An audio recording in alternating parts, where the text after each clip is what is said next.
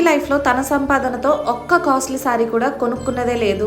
అయితే మామయ్య వాళ్ళు కొంటారు, లేదంటే నేను తమ్ముడు తీయాల్సిందే. తనకి కాస్ట్లీ సారీస్ ఇష్టం ఉండకరా, చేతిలో డబ్బులు లేకనా, ఇవేవి కాదు, తను సంపాదించే ప్రతి రూపాయి పిల్లలకు ఉపయోగపడుతుంది అనే ఆశతో మమ్మీ తన కోసం తాను ఖర్చు పెట్టుకోవడమే మానేసింది. మమ్మీ మాత్రమే కాదు, సింగిల్ పేరెంటింగ్ లో ఉన్న ప్రతి తల్లి ఈ థాట్ ప్రాసెస్ ని ఎక్స్పీరియన్స్ చేస్తారు.